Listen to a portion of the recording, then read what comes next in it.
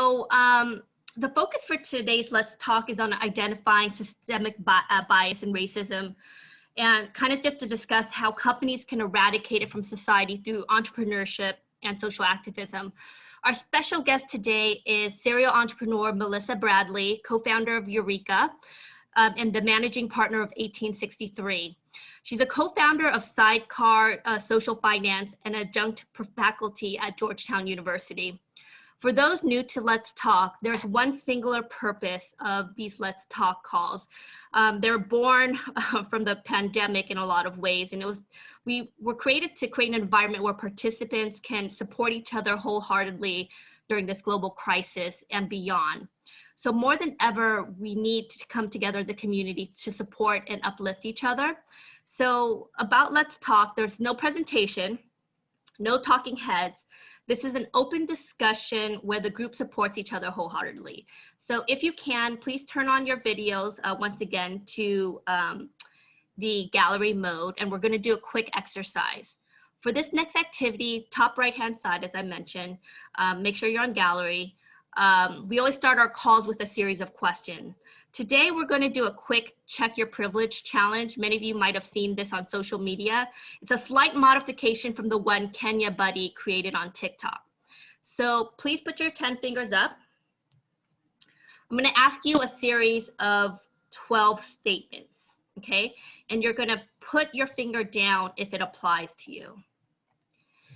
So put your finger down if you've ever been called a racial slur. Put a finger down if you've ever been followed in a store for no particular reason.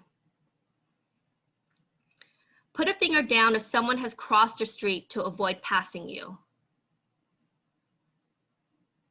Put a finger down if you've had someone clench their purse when they shared an elevator with you or stepped off an elevator to avoid riding with you. Put a finger down if you've ever been accused of not being able to afford something expensive. Put your finger down if you've ever felt fear when being stopped by the police. Put a finger down if you've been detained or stopped by the police for no valid reason. Put a finger down if you've ever been denied service solely based on the color of your skin. Put a finger down if you've ever been told you couldn't go to a certain school or university because of your race. Put a finger down if you've ever been denied a loan due to the color of your skin. Put a finger down if you've ever been denied a promotion or raise due to the color of your skin. Put a finger down if you've ever been put on a PIP, performance improvement plan, due to the color of your skin. Put your finger down if you've ever had to teach your child or loved one about how not to get killed by the police. Okay, so just take it in a little bit. Are there any fingers left? So for the next part, top right-hand side, please put this on speaker mode. Okay. Thank you. Just put it on speaker mode. It wasn't too long ago that people were talking about a post-racial America. Obama was in office and the pundits were rejoicing about a new America. America was a land of free.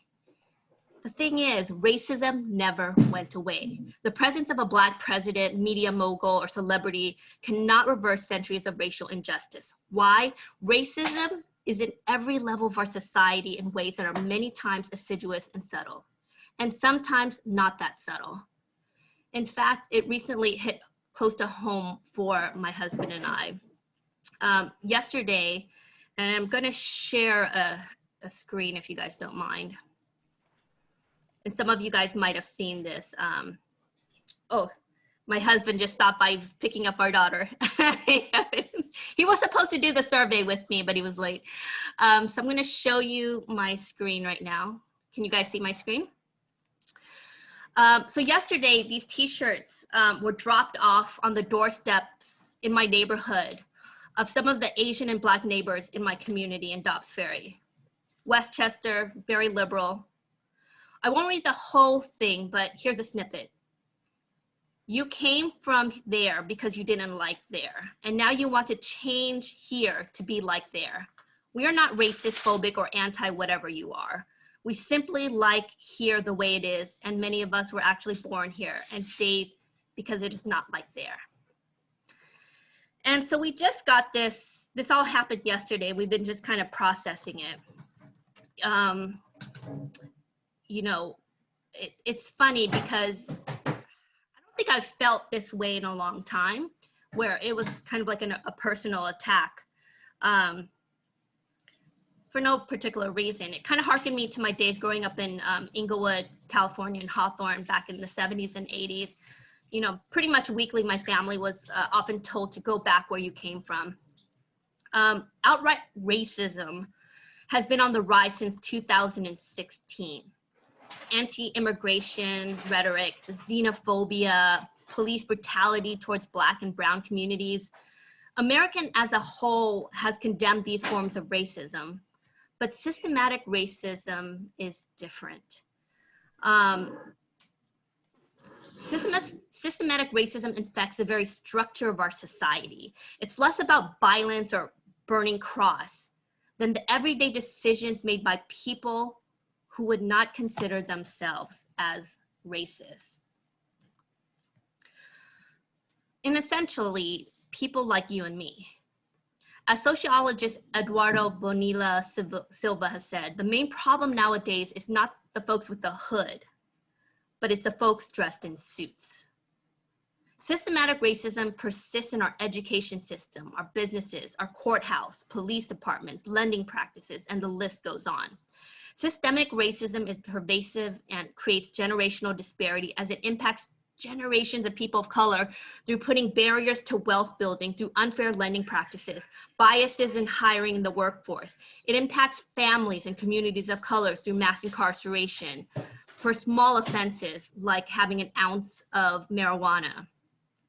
We also know the difference in charges for crack cocaine opposed to cocaine in the 80s. Representation in government is impacted, education. I promised to not do a presentation, but I wanted to share a few stats with you. And one of the first, if you haven't already watched it, watch Ava DuVernay's movie, The 13th. I would highly recommend that you do. It's on Netflix, and it chronicles the history of racial inequality in the United States, and how our country has the highest incarceration rate in the world, with a hugely disproportionate percentage of prisoners being African American. The documentary 13th argues that mass incarceration is an extension of slavery. DuVernay traces the history of racism in the United States and how fear and division facilitated a system that drives mass criminalization. A result is a mass incarceration state. African Americans are imprisoned disproportionately to all other ethnic groups, as documented by Michelle Alexander in the New Jim Crow, her book, The New Jim Crow. Mass incarceration in the age of colorblindness. Some 40% of Black men will spend time in prison or jails or on probation. The total is higher than the number of Blacks enslaved in 1850. As Michelle Alexander points out in her introduction to the New Jim Crow, denying African American citizenship was deemed essential to the formation of the original Union. Okay, let me repeat that. Denying African American citizenship, and I'll add the right to vote as well, was deemed essential to the formation of the original Union. Hundreds of years later, America is still not an egalitarian democracy. The arguments and rationalizations that have been trotted out in support of racial exclusion and discrimination in its various forms have changed and evolved, but the outcome has remained largely the same. So what does systematic racism look like, right? The obvious, you know, and this is kind of just a stat, once again, about sentencing by race. one of the, I kind of mentioned like wealth building and how that has been kind of a huge part in systematic racism. Redlining. After World War II, the federal government created laws that intentionally excluded Blacks from home ownership by dividing cities into sections where cities were deemed desirable or undesirable for investment. You can kind of guess which ones were considered undesirable. They blocked entire neighborhoods from access to private and public funding. Banks and insurance companies used these maps for decades to deny Blacks and Hispanics from getting lending. I mean, you could look at the rates on this chart. While formal discrimination from home loans has been illegal for the US for decades, the ongoing divide in mortgage approval rates show that more informal practices could still be in effect. When they tried to get financing from banks, Black mortgage applicants were more likely to be denied loans from aspiring homeowners of other race. Thus, the share of Black households that own their own homes is lower than other racial groups. So what's the impact? As of today, for every $100 of wealth held by a white family, Black families have $5.04 in wealth. This becomes generational. This is what systemic racism looks like. And it's more than our lending practices, as you know. And these conversations have been kind of persistent in recent, in recent weeks. Nowhere is it clearer the disparity in than in the disparity in the professional and managerial levels. 54% of employed Asians worked in management, professional, and related occupations, the highest paying major occupational category, compared with 41% for whites, 31% for Blacks, and 22% for Hispanics. This in part can be explained by racist hiring practices that kept Blacks out of businesses for decades under Jim Crow. It can also be explained by more subtle forms of prejudice today. For example, white-sounding resumes get twice as many interview requests as Black names. This has also been shown with Asian and Hispanic names as well. And finally, the gender and race wage gap, right? Because now when you combine the two, it becomes even worse.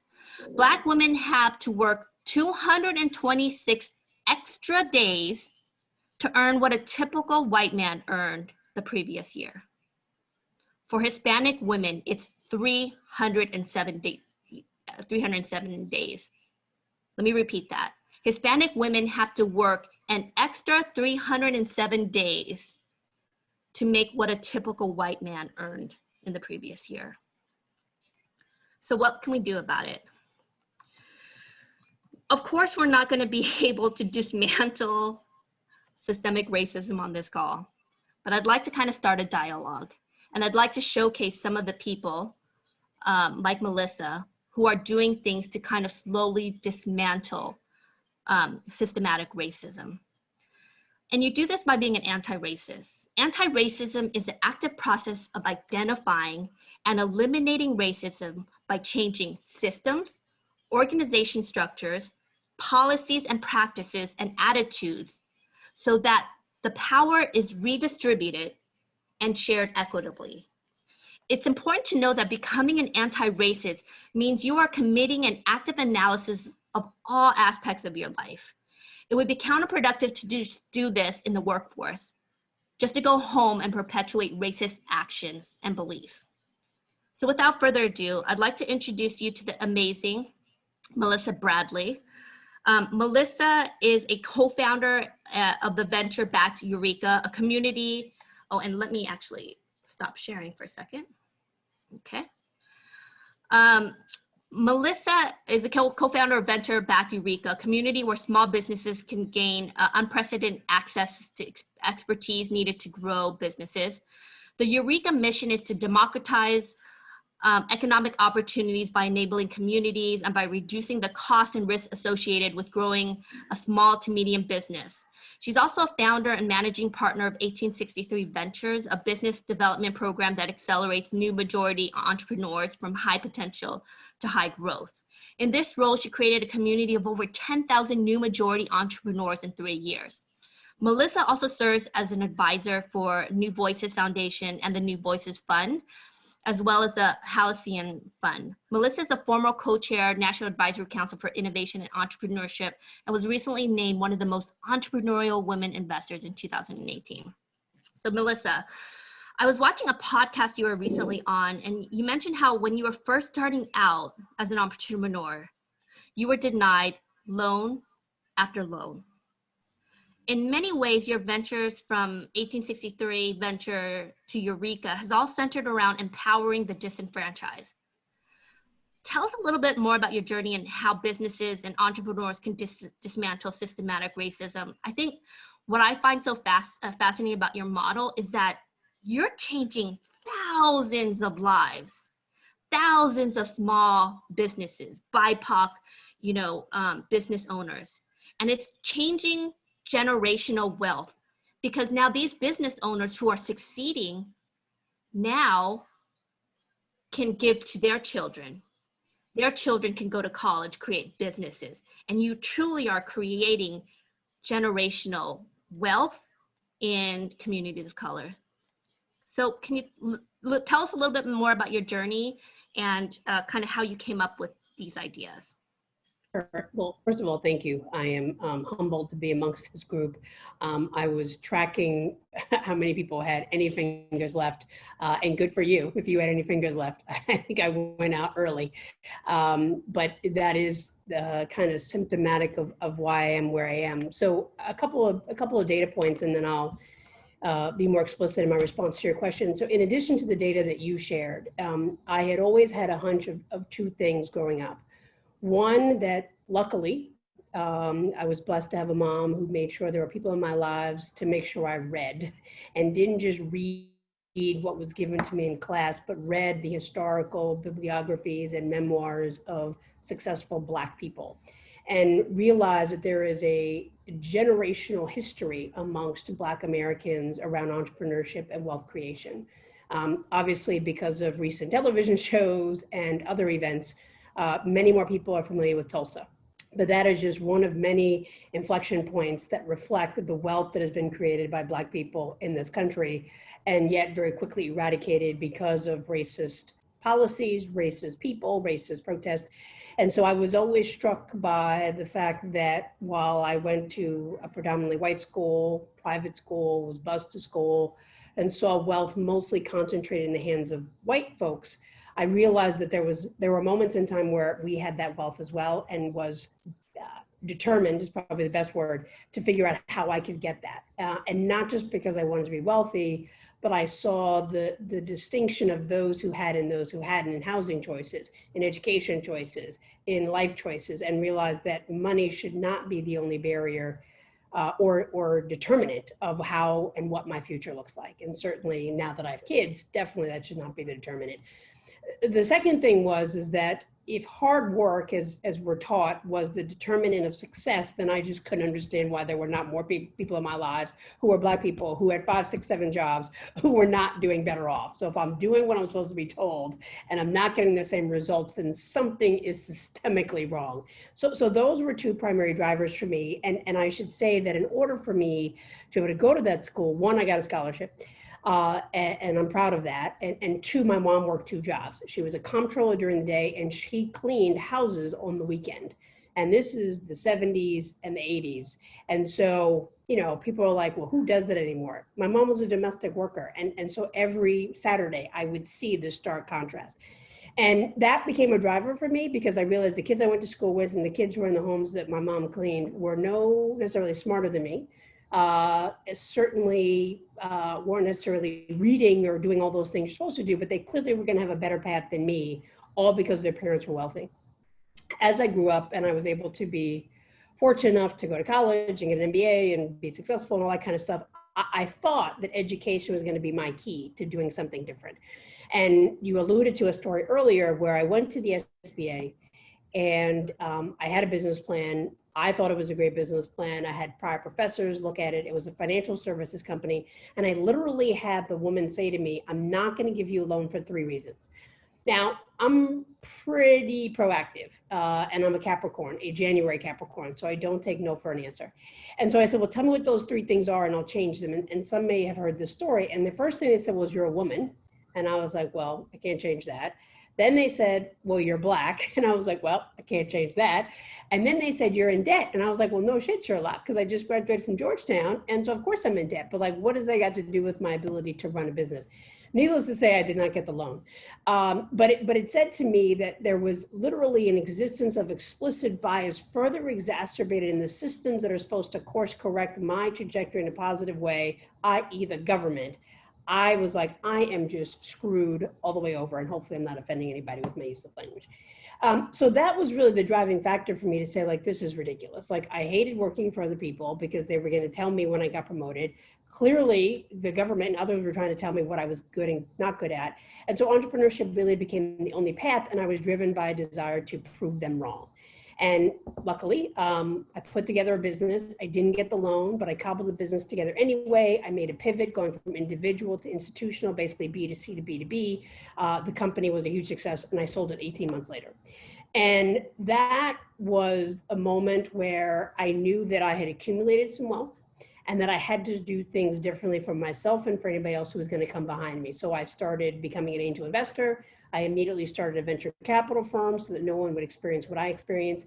And I started off on kind of this semi-policy journey around really figuring out what I could do to change the structural barriers that existed. And that was really the impetus. I started with doing kids and their families first through an organization called the Entrepreneurial Development Institute. That has now evolved significantly to working with adults through 1863 Ventures. And it's been important to me to use kind of socially driven enterprises to be able to help particularly Black and brown, but now all people of color, entrepreneurs move forward, because entrepreneurship is truly a game. And it is designed that unless you have the key and you have an invite to the inner circle, you're never going to understand everything you're supposed to know. And by the grace of God, I've had a chance to be inside both investor circles and entrepreneur circles. And I want to be able to give it back. I want to pay it forward and give it back and make sure that false barriers that have been created by individuals are not the only reason that more Black and brown people are not entrepreneurs. The other piece that I would say, in addition to the data you shared, is that a research that I did 2 years ago at Georgetown showed that entrepreneurs of color, Black entrepreneurs in particular, spend $250,000 more to start the same white business as their white peer. Same exact business. And that is in part because of something you noted, that it is actually legal to discriminate against people by race based on interest rate per loan. So direct costs we are discriminated against, and then indirect costs because we don't get into the tech stars and the 500 startups because you need co-founders. And my friends were not giving up their jobs to pay their rent to come join me in my entrepreneurial pursuit. So we are proactively excluded from things implicitly and explicitly that causes our startup costs to be significantly higher, which means that if you are comparing me to a white business, it's a false comparison because it's going to take me negative 250 and that person starting from zero, if not farther along because of friends and family.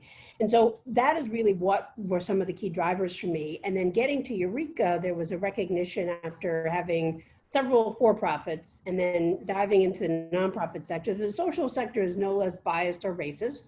In many cases, it's more racist because there's no market opportunity. It's literally driven by a bunch of wealthy philanthropists. And so I decided there had to be a way that markets could actually perform the way they were supposed to and help Black and brown founders. And so Ureeka is the evolution of that after 9 months of various tests online to figure out how can we help out all entrepreneurs, but particularly focus on Black and brown and women, to give them the insider secrets to be able to grow and scale their businesses. And so now I'm fortunate enough to play in both the for-profit and nonprofit sector to be able to say, what does it take to help anyone, but particularly those who are overlooked and underserved, to be able to start a business?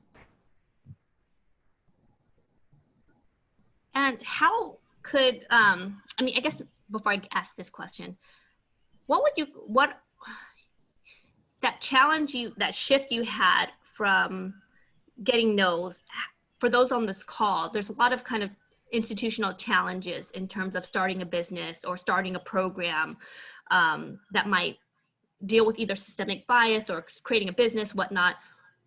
How do you kind of go past that and, go past those barriers, especially when it comes to lending? Because as a founder myself, having to self-fund things is very difficult. You kind of have to be able to have a lot of revenue. And like, how do you break that cycle? I mean, I know we could probably, some of the folks on the call can get more involved with Ureeka and stuff, but how do you go from point A to point B?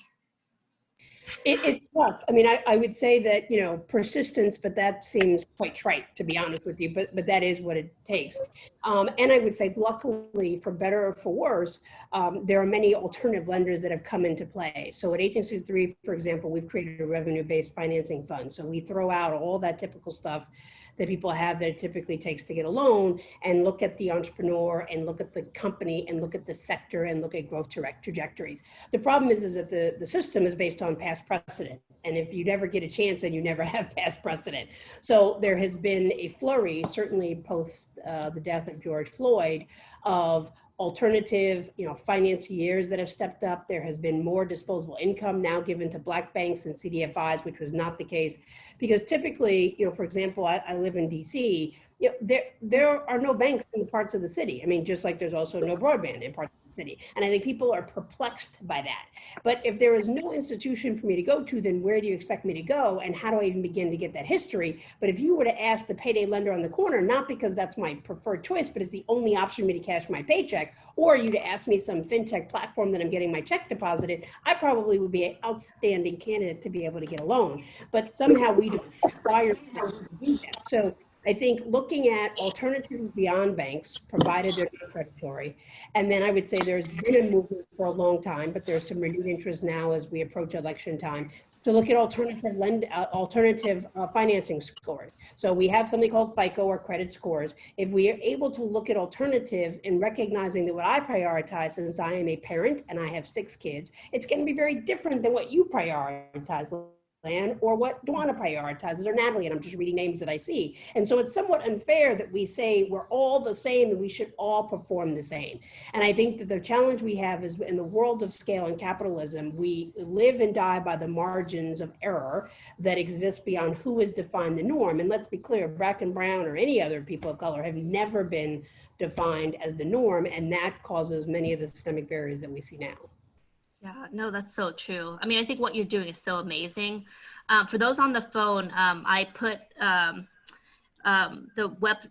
link to Ureeka on the chat. Melissa, if the folks on the phone wanted to kind of get more involved, whether as an entrepreneur or volunteer or getting their corporation to kind of get more involved, how could they, what do they need to do? Just email us. The beauty about having a platform, which is very different than I'm even seeing when you talk about many of the nonprofit organizations who are out there kind of doing great work, is that we can get to scale. So at Ureeka, if you just email me, melissa@ureeka.biz, we have basically almost 10,000 members, and that we have more, but we've just led on to about 10,000. And we really fill the gap through coaching and capital that is all free of charge to our members. And the idea is, how do we help democratize access to being able to start a small business?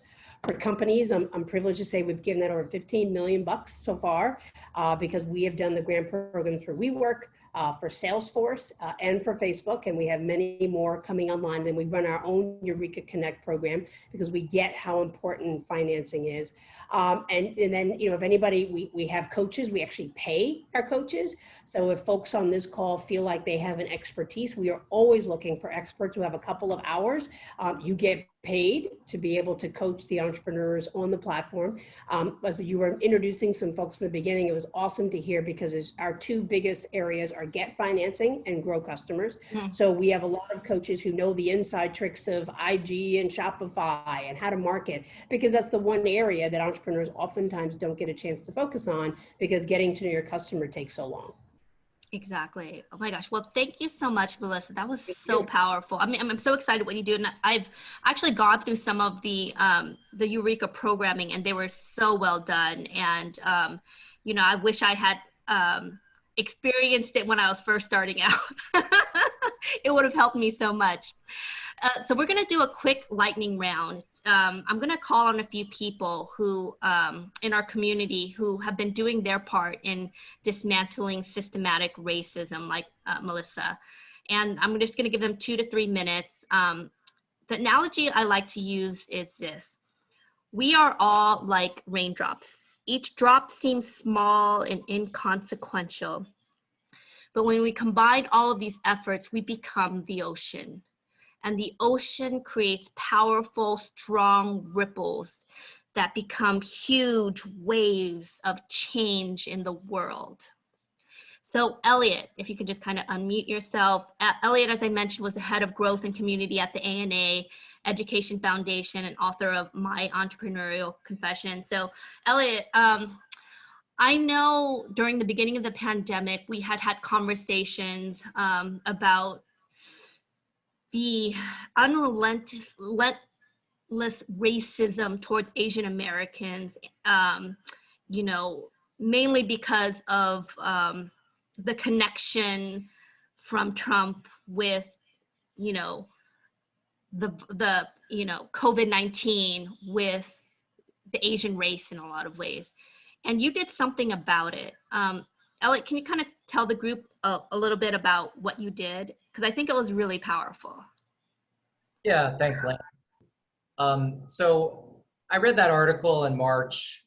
It was from the New York Times. It was called like Spit On, Yelled At. And I felt like this emotional kind of wrongdoing of like, wow, like something's wrong here that I never really understood. And so I investigated a lot. Like I talked to a lot of leaders in the Asian American kind of community, a lot of nonprofit leaders, I formed a CMO marketing group that was like all Asian Americans, as well as an agency community. We work with the ad council as well. And, you know, the way that I kind of like thought about it was like, I'm not here to create anything new. I feel like there was a lot of like existing infrastructure already in place, a lot of great people doing a lot of great things. And I felt like there was an opportunity to kind of like collaborate and cohere things together and work with the ad council. They released a spot that was featured in the New York Times from Alan Yang, who is the director of Masters of None, to kind of like address the xenophobia that's been happening. And what's been nice is like I've certainly been connecting with a lot of leaders, and that's been sort of an ongoing process. But I also, you know, at the ANA believe that marketing has a real, you know, important privilege in trying to address some of the systemic racism that's happening in our industry, you know, as sort of an industry that has very few but communicates to millions and millions of people. I think that there's not just a representation part, but an internal culture part. So I've certainly been working on that and figuring out, you know, obviously from an Asian American point of view, because I'm Asian, but also from, you know, how do you be a better ally? How do you, you know, just have these ongoing discussions within the ANA, with our ANA members as well, that have been, to me, very powerful and rewarding. So that's what I've been doing. Thank you, Elliot. And I'm going to call on Dwana. I totally did not give her a heads up, but I think what she's doing is really kind of amazing with Reboot. If you don't mind, Dwana, can you kind of let us know about what you're kind of working on in terms of getting more people of color into the tech roles? Sure.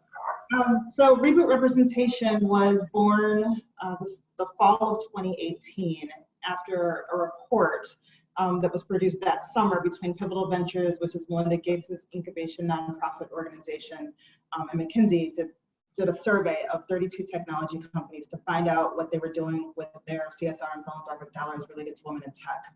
And lots of numbers came out of that.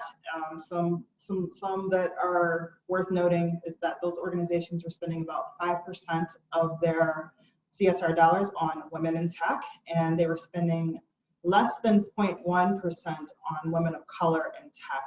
So as you know, all of these tech companies have an issue with regards to representation of diverse people, but they were not spending any money on it. So fall 2018, Reboot Tech Coalition was born. I joined as CEO. I'm coming up on my 1-year anniversary in October. And the mission, as I mentioned, was to double the number of Black, Latina, Native American women graduating with computing degrees by 2025. And we're based in research, so we're not trying to reinvent any wheels. We're investing in nonprofit organizations that are going to make systemic change and really focus on the pathways and the mechanisms and support that women of color need to have later on ramps and persist through their computing degrees to graduation. Thank you so much. I totally, sorry for that like ambush. I'm ready for it. It's fine. It's fine. I can talk about Reboot all day long. I know you're a pro, so I was like, she's got this. Next, I want to kind of introduce Tiffany Wang. So she's been doing a lot in terms of combating hateful language online by creating this brand safety organization called Oasis. And it's funny because I think, Tiffany, this kind of came out from our talks with our Let's Talk calls, where you wanted to actually first kind of tackle D&I, and then we got on some calls with actually Elliot and some other folks, and then it turned into this like, how do you deal with hateful language, you know, and brand safety. So Tiffany, if you want to just tell us a little bit about Oasis and what you're creating. Yeah, so first of all, this is a baby out of Let's Talk. So I remember like a COVID hits, Len started this community, and then we obviously understand with this community was a lot of chief people officer or head of diversity and inclusion. We try to figure out, you know, how I can repurpose the technology my company is doing to help. So in the introduction, I said that we use AI to figure out the toxic content that varies from sexual harassment, child pornography, threat, bullying, racism, all the way to terrorism, right? And then you can imagine that AI can also apply not only to the platforms like dating, gaming, social networks that we have been working with, that can also apply to internal, the HR, right? And then, so, you know, brought this idea to let's say, hey, you know, can we just do something for the community as like all the CPOs and head of diversity and inclusion kind of wondering what to do, how we actually keep people engaged through diversity and inclusion. We had the chat, and I realized it's a bigger problem. Like it's a big problem. It's employee engagement. It is employer branding, but it's also external branding, which is affected with like what's going on, you know, internally. The next thing I know is like the boycotting happened, right? Unilever say, hey, you know, I'm going to boycott Facebook, and then back then, you know, PNG boycott YouTube. So like, you know what, like, let's just think bigger. So with that occasion, convinced the board of investors in the company, say, you know, why don't we just like start a consortium in the industry and bring the brands and the platforms to come together, have this chat? Because if all the brands boycott the platforms because they didn't do a good job about hate speech, then platforms need to sign on that bill. The current challenge has been that brands put on the criteria that platforms has challenges with. And the idea that can we bring both sides around the table? And, you know, as somebody who work with the platforms, I do know those platforms spend between tens of millions to hundreds of $millions to fix a problem. But their challenge is there isn't a benchmark which they can hold themselves against.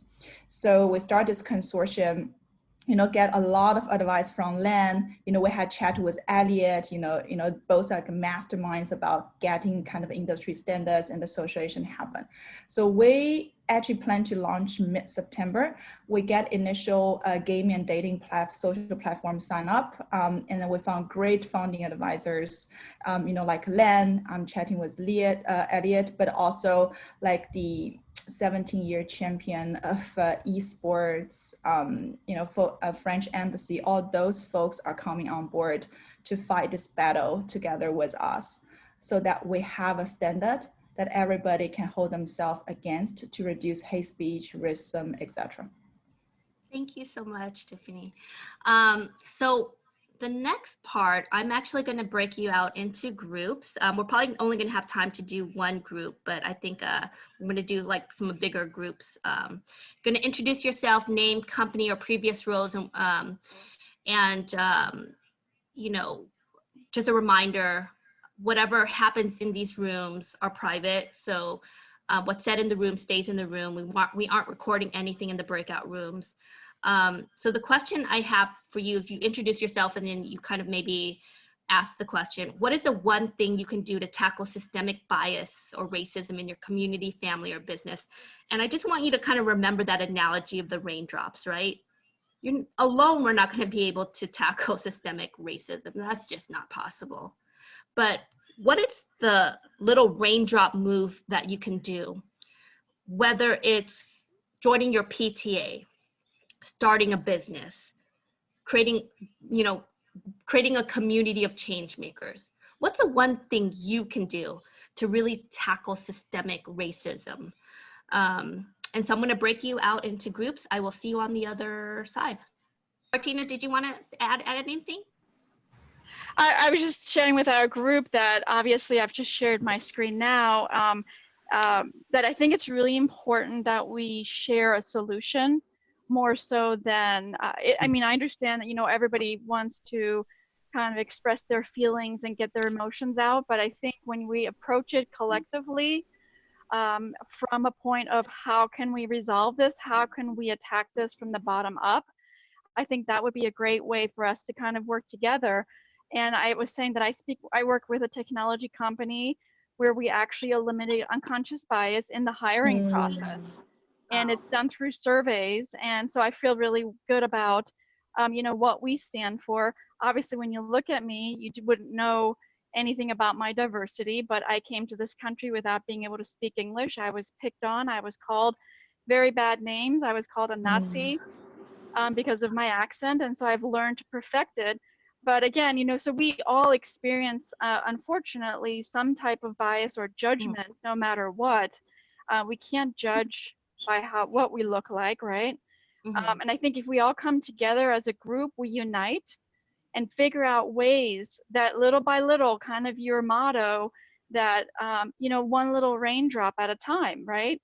So even the solution is one little raindrop at a time so that we can create bigger solutions more globally. And I was saying, like, if in the hiring process, if that's the first way to go, I don't have the answers. I'm just sharing what I feel. You know, my daughter, and I mentioned this in our breakout room, is Asian. She's very brown skinned. She looks nothing like me. You know, I've been called the babysitter and I've been called many things. So it happens to all of us, unfortunately, in different ways. And, you know, I think it's important for all of us to step up and come together and figure out how can we as a group make it better, right? Yeah. And it's just kind of like whether we do it in our profession or kind of from talks with Marissa in your home or PTA or what, like having a voice in a meeting when something is said that is inappropriate, or being an ally when someone's not in the room, right? Right.